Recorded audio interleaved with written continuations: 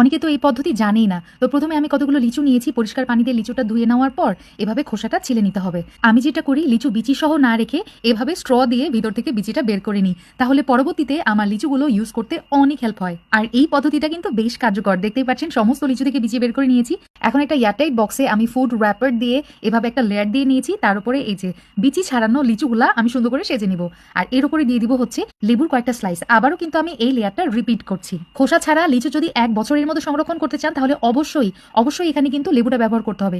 লেবুর কাজ হচ্ছে লিচুকে একদম ফ্রেশ রাখবে, কালার নষ্ট হতে দিবে না, ফ্রিজের কোনো ব্যাড স্মেল লিচুর ধারের কাছেও আসতে পারবে না। ফলে লিচু থাকবে একদম ফ্রেশ টাটকা, মানে একদম নতুন, যেমনটা গাছ থেকে পেরে আনা হয় ঠিক তেমন। ওপরে আরেকটা ফুড র্যাপার দিয়ে আমি এটা ডিপ ফ্রিজে রেখেছিলাম প্রায় 3 দিন। 3 দিন পর আপনাদেরকে দেখিয়ে দিচ্ছি ম্যাজিক। আমার লিচু একটার গায়ের সাথে একটা লেগে যায়নি একটুও। দেখেন কত সহজে লিচুটা আলাদা করা যাচ্ছে। বরফ থাকা অবস্থাতেই আপনাদেরকে একটা আমি এই যে ভেঙে দেখাবো, আর 1 মিনিট পর আমি আপনাদেরকে এই যে ভেঙে দেখাচ্ছি। দেখেন একদম গাছ পাকার মতো স্বাদ পাবেন এই লিচুতে, গ্যারান্টি।